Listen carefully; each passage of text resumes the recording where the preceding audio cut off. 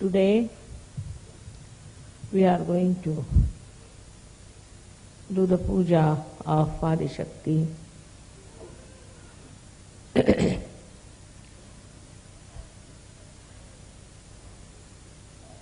It's a difficult subject to talk about Adi Shakti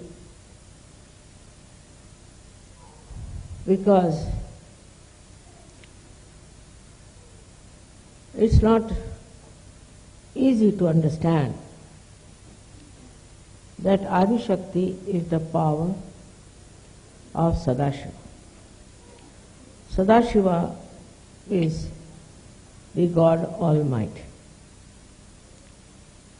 She is His breath, as some people call it. Some say she is the desire, and some say that she is the entire power of Sadashiva, and Sadashiva cannot do anything without her powers.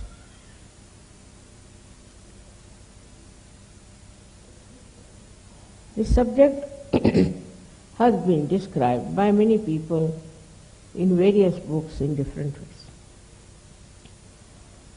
But actually, we need not go to the background of the creation of Adi Shakti. For that at least you need 7 lectures. But we'll come to the point where Adi Shakti started working on this Mother Earth. The first thing is we must know that she created a Kundalini in the Mother Earth itself, and she created Sri Ganesha out of the Mother Earth. Very interesting. So the Mother Earth becomes a very important thing for us. If we do not know how to respect the Mother Earth, we do not know how to respect ourselves. The expression of Adi Shakti within you is the Kundalini, no doubt. That is the reflection of Adi Shakti. But the reflection in the Mother Earth is also expressed, as you all know, in different places, different countries, different cities, as the manifestation of chakras and Adi Shakti's creations. It was very important first to create a very holy Mother Earth for human beings to be born on them. So the reflection of the Adi Shakti as Kundalini first was on the Mother Earth. Kundalini is a V part of the Adi Shakti.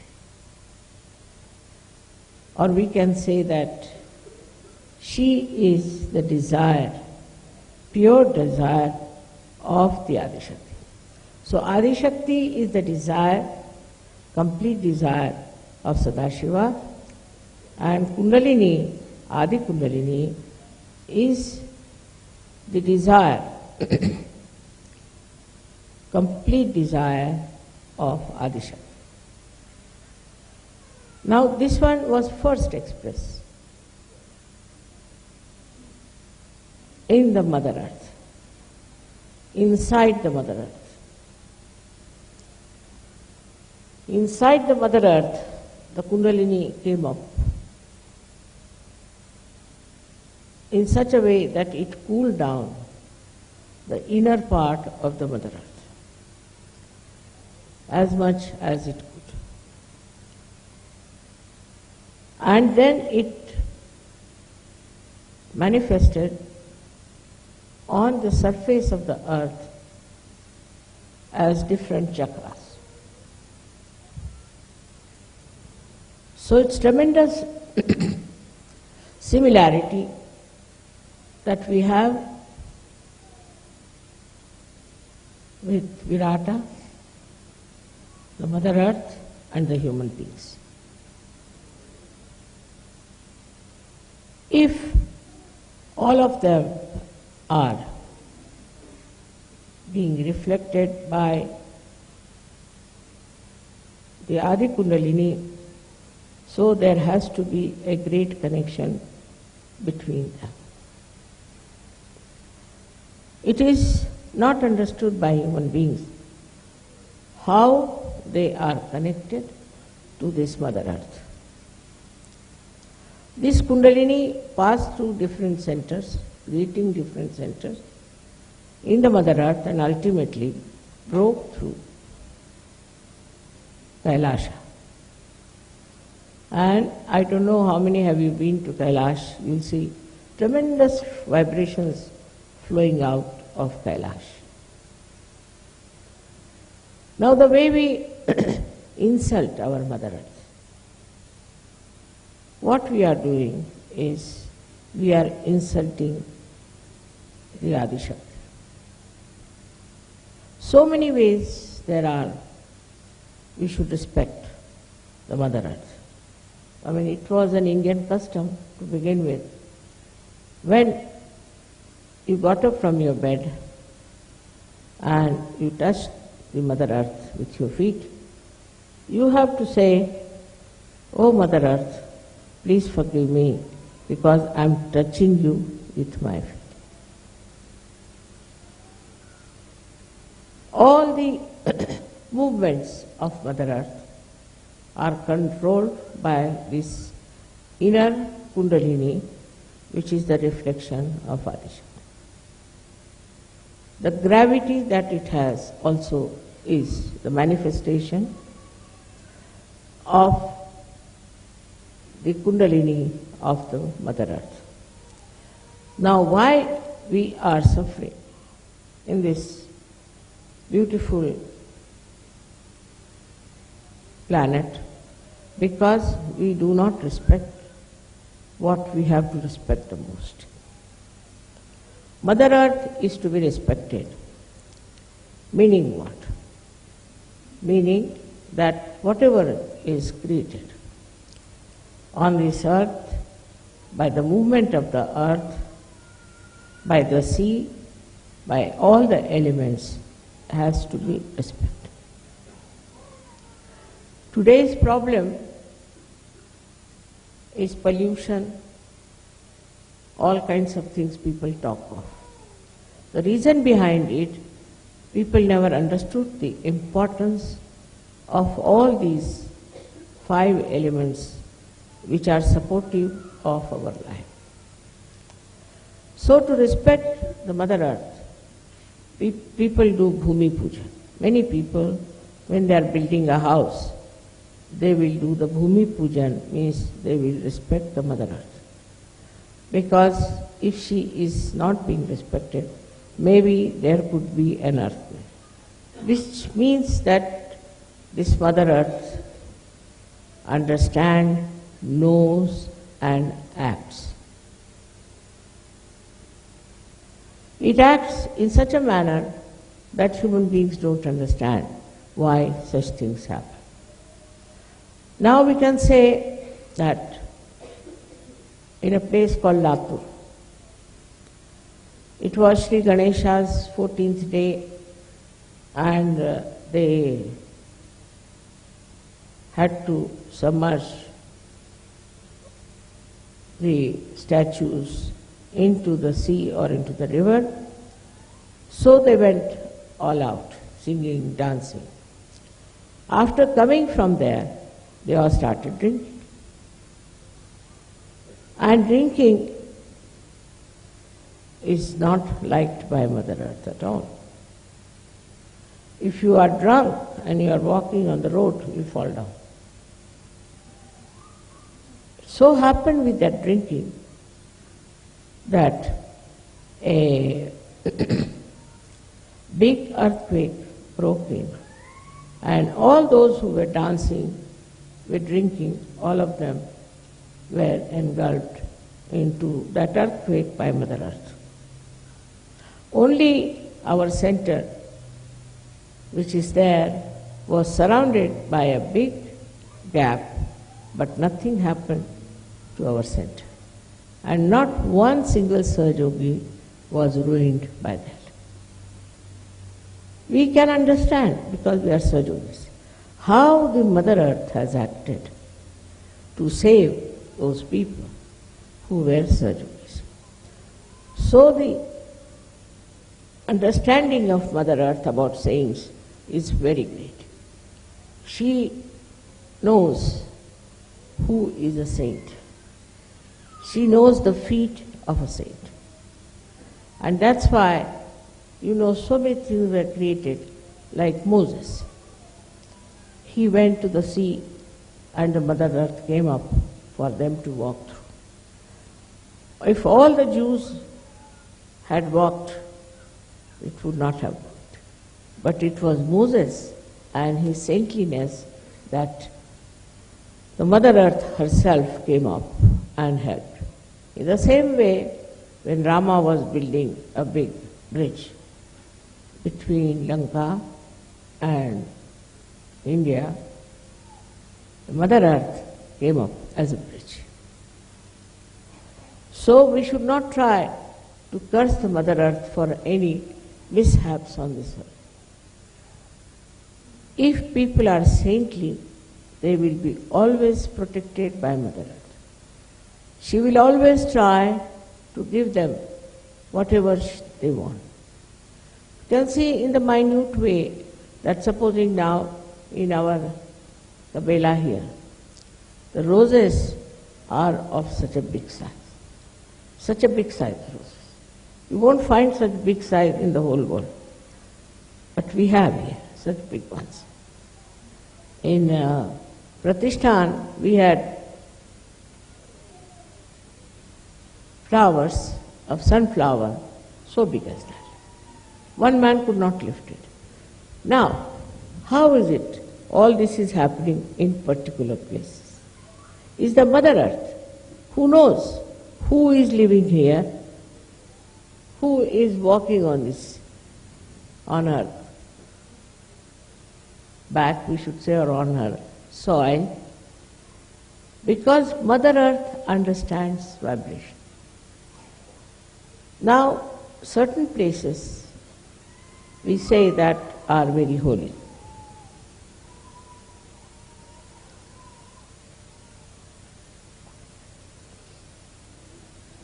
How have they discovered that these places are holy? Because of magnetic forces. The magnetic forces in England, I was surprised, were crossing each other at a place called Oxted where we lived. They were crossing since long, but we lived there later on. So, Mother Earth also organizes and arranges things for saintly people. It's very interesting to see how the Mother Earth guides you in a proper way. I mean, I don't know how many instances I can give you, but we don't understand the value of the understanding of this Mother Earth and her loving protection for all the saints. In the same way, we have to understand how the whole atmosphere, the rain, comes in at the right time, the moon, the sun, everything works out in such a beautiful manner because they know it's a saint. They know these are saintly people sitting. They know that they are pure people, that they are the essence of life, and they should be looked after. They should be cared for. They should be bothered for. It is not bothered about people who are of no use. For example, now for Hajj, so many people went and so many were killed. Some went to Amarnath and they were killed because they were not saints, just ritualistic people going for a ritual which in the discretion of the Mother Earth was of no avail and of no advantage. But nobody learns from this. Nobody learns. When so many people were going to, say, Amarnath were killed, Pakistan said, see, they should not have gone to this Amarnath. It's a false place. Why did they go there? And by going there, what has proved is that it's not a holy place. But when the Hajj thing took place, they had nothing to say. They didn't know how to explain this Hajj business and the dying of so many people. The reason is this, that these people have been going to Hajj all the time. Once there was a stampede with 32,000 people being injured and troubled and killed. Now this is it. Now what is Mother Earth suggesting? That going to these places, holy places, they are really holy, no doubt, going to these places, you are not doing any spiritual ascent. You are not achieving anything by going to these places which are really holy. That cannot be challenged. They are holy places. You must be knowing that I was born in Chhindwara. And Mecca and Chhindwara are on the same cancer line. How is it? What is about Mecca? Mecca is Makkeshwar Shiv. It's a Shiva.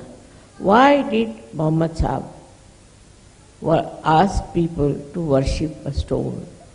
He didn't believe in stones. He was against all kinds of idol worship. Then why did he say this black stone which is there has to be worshipped? For that people have to go. What was the reason? Because he could feel the vibration, he could feel that it's a Swambhu. So he said it.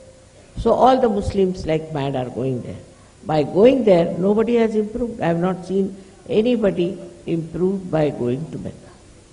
It's just a kind of a ritual. They think if they go there, when they will die tomorrow, they will tell God, see, now we have a certificate, we have been to Mecca. Like our Pope once upon a time used to give certificate that when you go to heaven, you can show the certificate that now you are a real Christian. In this way, all these artificial things came up. But there is reality behind it. The difference is the reality is for the real people and not for false people. But this ritualism has grown too much. Like in India, we have many Swambhus created by the Kundalini, again I would say, and which are really worshipped. I've been to most of them and I was surprised that most of the pujaris were suffering from some sort of a serious disease. Like one was a paralyzed fellow. He said, we are serving this God here and you said this is Swambhu, then Mother, why is it we are suffering from this disease? I said, because you are just making money. You can't make money out of God. If you don't want to serve God, you don't stay here. But if you want to serve God, then you can stay here, but don't make money out of this. It's very common, I've seen. Those people who make money get paralysis. I've seen it. It's a very deep understanding. All these elements, Mother Earth, everybody has about everything. Because their Kundalini is not like your Kundalini, which is, though in itself is pure, but because of your human endeavors, human mistakes, ego, superego, all sorts of nonsense, the Kundalini is not so sensitive, nor does it tell you what is happening. It has to be very alert, sensitive spirituality within you, by which you can say immediately what you think, what you know, what you understand about anything. But the problem is that this doesn't exist. Why is it you should not be so sensitive? On the contrary, I have seen if their mind works against somebody, then they start saying, you are catching on this, you are catching on that, you are catching on that. Actually, the person who is saying that is catching. So, with this thing, one has to understand that if we are the true reflection of Adishakti, then we should be pure, absolutely pure, like the white snow. Even one black drop, that's why I wore today the white sari, falls on the white, it shows. You should be so white that anything, any minute black spot also should be seen by you and in others also to be felt by you. If that height is achieved by pure life, by pure thinking, by pure heart, it is not necessary to manipulate anything. No need at all. It's all natural like the Mother Earth is. Does she manipulate anything? Nothing. Just see how spontaneous she is.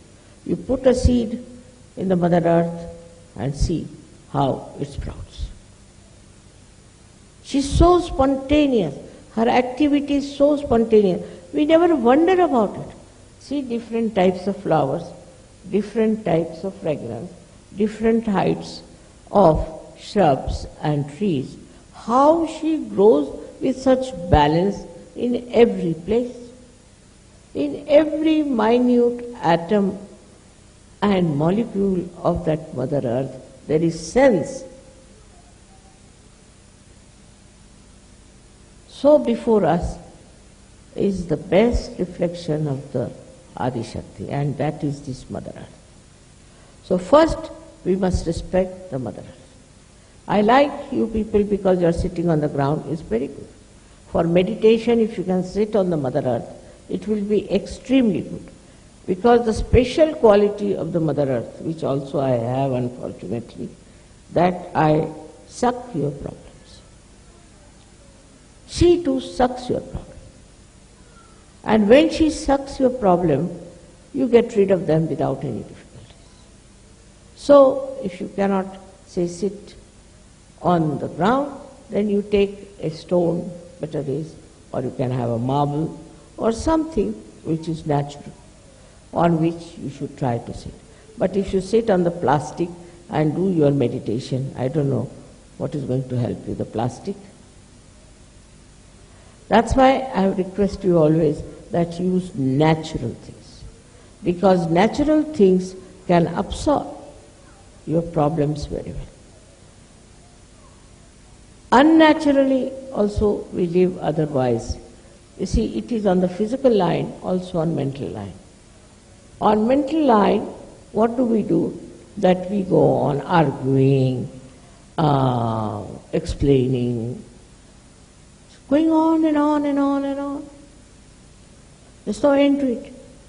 One should get headache, you see, actually with all that. But if you are spontaneous, if you are very spontaneous, immediately you will know what the other fellow is trying to do or to say or to communicate. You don't need much thinking about it, because you can absorb even the thought of another person. Absorb doesn't mean that you take the bad thing of that person.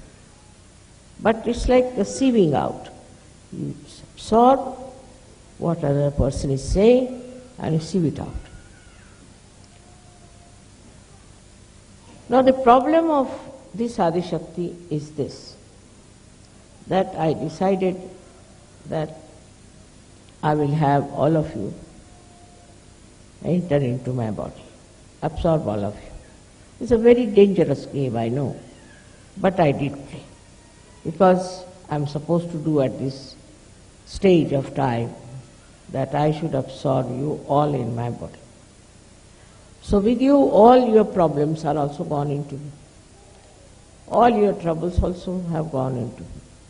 But by absorbing it, see, it's like ocean into which you are put and you are cleansed.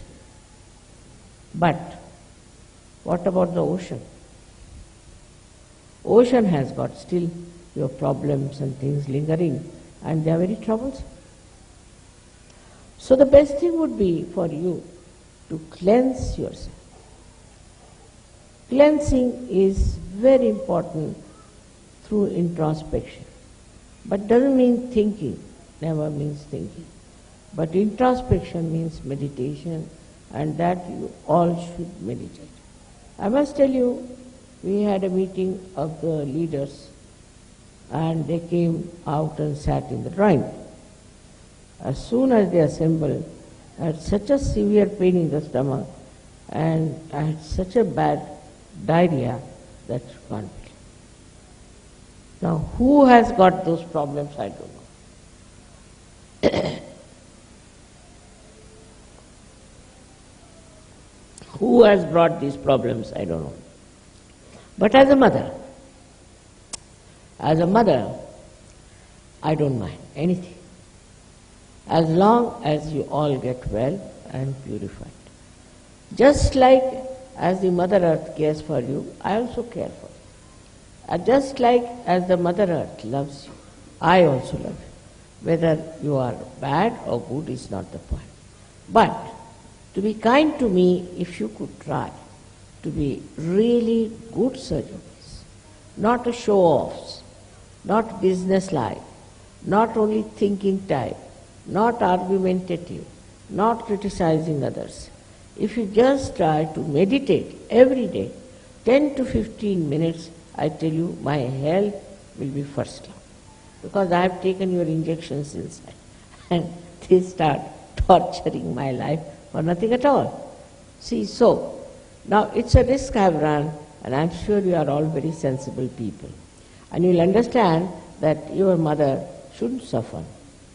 This is everyday crucifixion for me sometimes, and I don't know what to say. For example, the other day in Delhi, one gentleman who is a leader came to me to see me, and my one foot started going and paining so much. I mean, I didn't know what to tell him, that you get out now, because I just can't hurt him, But I say, what's the matter? Where have you been? What did you do? And so he realized and he went out. And really, it improved. Nearness also, I think, has an effect. Because if a man like that is, or a lady like that, is full of problems, and she comes very much closer to my attention, then I have to take up the cross. It's like this. A very simple understanding should be that why are we in Sahaja Yoga? We are in Sahaja Yoga to ascend, to go higher and higher, as you sang yesterday. It was very entertaining yesterday, the way you talked about your ambition to be higher and higher. Really, it was very joy-giving, no doubt. But what are we doing about it? What are we trying about it, we should say. Seriously, we must think, are we meditating? Are we all doing something to elevate others also, to give realizations to others? Especially women, I have seen, don't do much of this, which is very bad, because you are the mothers. You have to go all out to give realizations to others. But men are more active that way and women are not. So it works the other way around. Now on one side, the men are, I think, are active but don't meditate. Women meditate and men do the outside work, sort of a part-time, or you can call it a good labor division, that you meditate at home and we'll go all out. It's not going to work out. So one has to meditate and one has to also go out to spread Sahaja Yoga. Both things have to be done. Supposing now you meditate and you don't spread Sahaja Yoga, you will never ascend. Because after all, this Kundalini, you see, she's a sensible woman. She's very sensible. She thinks, why should I make her a saint? What is the use? Sahaja Yoga is not individualistic. It's not for one person to become a saint and sit somewhere. It's not like that. It's not meant for one person, for oneself. It's not individualistic. It's a collective happening. So if you are not helping to the collective, Kundalini says, all right, you are all right as it is. Just like our body. See, in our body, if one organ says, all right, now I am all right, I am not going to work out. Or one cell says that I am not going to now grow, it's all right, why should I worry about the whole body? It won't. It's a living organism. I have told you 100 times. When it is a living organism, it has to grow. It has to grow and also to absorb. To have energy, you have to meditate and you have to grow. If you don't grow, you are finished. You are no more a Sahaja Yogi. I wouldn't call a person a Sahaja Yogi who has not even given 1% realization. Cannot be a Sahaja Yogi. Sahaja Yogi has to give realizations to others. Apart from other activities, the main activity should be how we give realizations to others. Unless and until we really look after that side of life, we can never grow in Sahaja Yoga. For example, now take my position. I am all right, I am complete, I have no problem. But why did I work so hard and wanted so many Sahaja Yogis? Why? What was that? I don't have to grow either. I am overgrown already. I don't have to do it. But why? What is the need? The need is like this. The need is of love. I have so much love that I have to channelize it. If I don't, I'll suffocate. I can't love myself. So this love has to spread. For that I have to have you people who can take this love to others and make them happy. This is a kind of a vision I have. And in this special time, it was promised by many people, by many saints, and it is so obvious that you are all specially chosen for this kind of thing. Now, how far you understand your importance is a different point.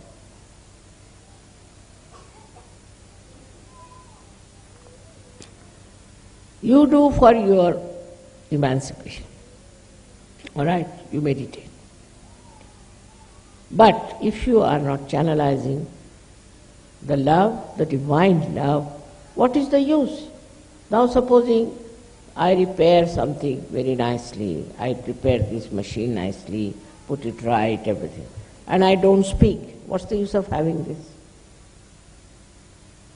In the same way, if you work very hard, I know people who get up at 4 o'clock, have their baths, do meditation, sit down in the night, again they sit down for meditation.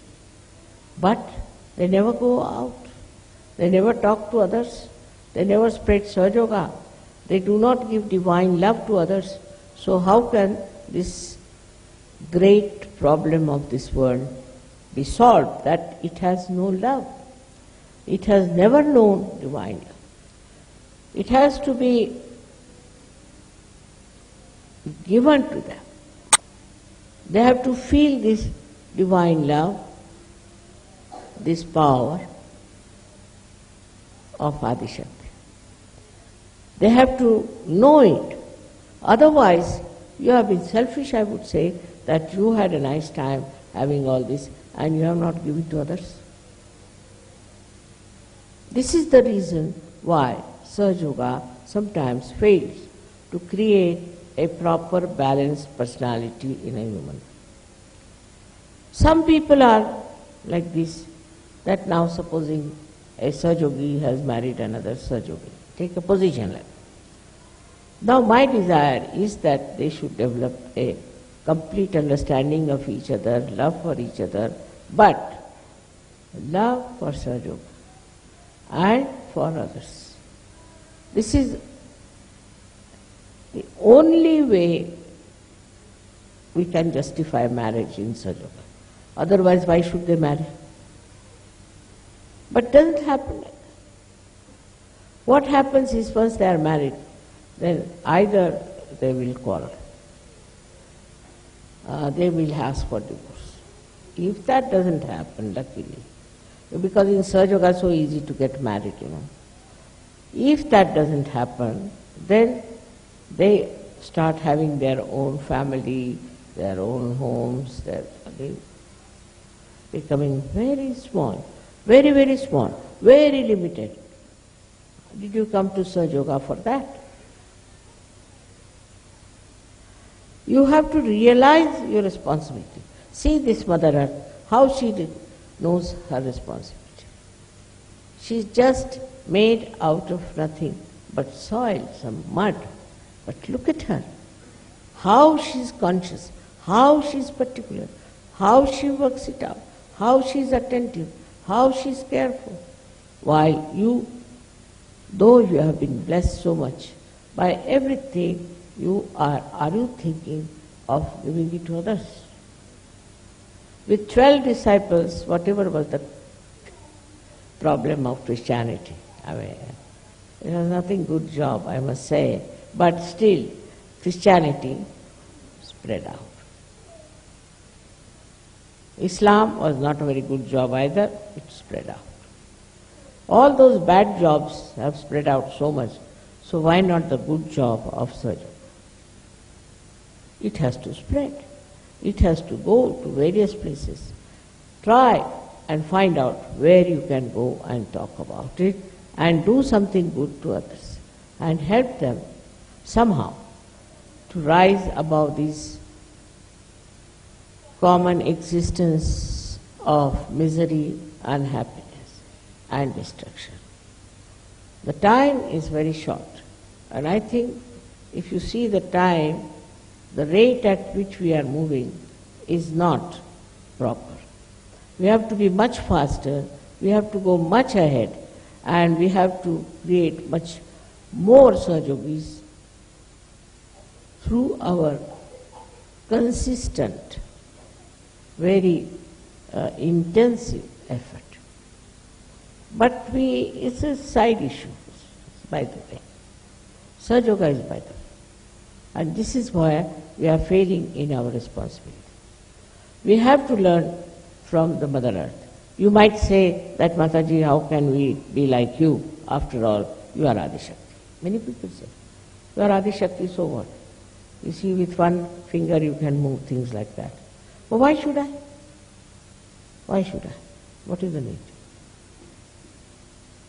So in that reflection that you are me, in that reflection that the Mother Earth is me, in that beautiful creation within you, you have to become very sensitive to the need of the world. What is the need of the world? Today, if you fail, the whole thing will fail forever. Only very few will be there.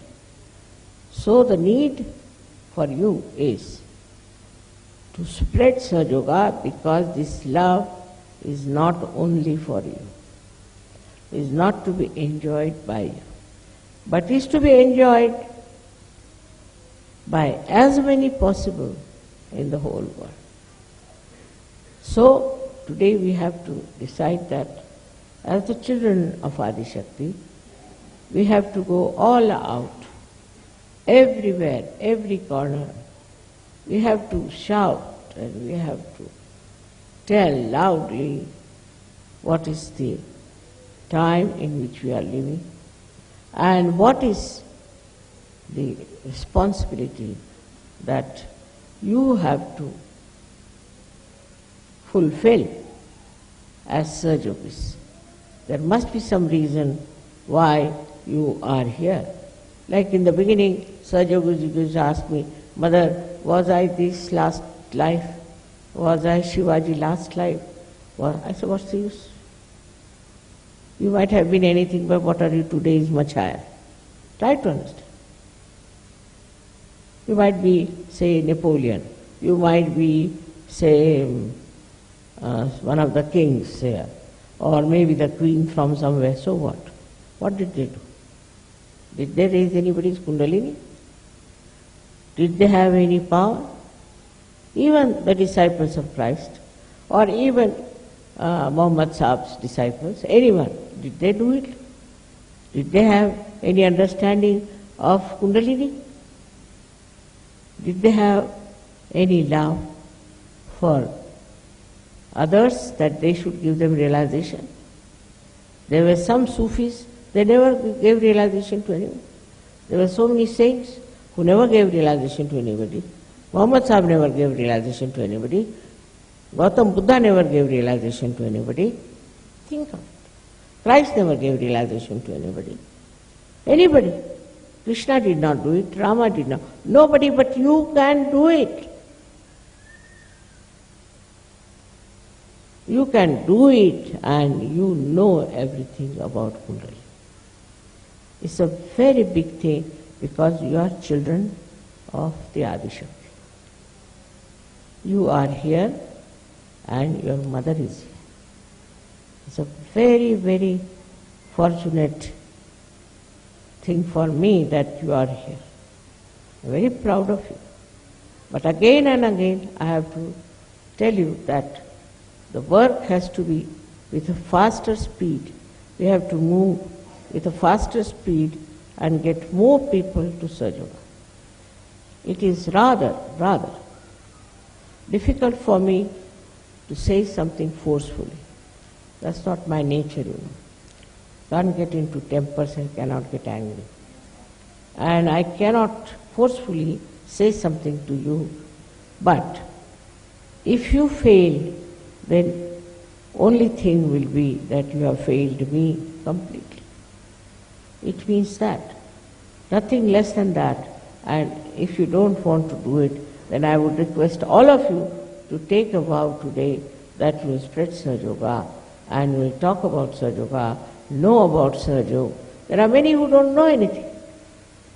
Also it's very surprising, there are Sahaja Yogis, they don't know anything. And don't create problems for me, like marriage, we can't now live with the wife, we can't live with the husband. All sorts of nonsensical problems people create for me in Sahaja Yoga. Are you here to create problems or to remove problems of people?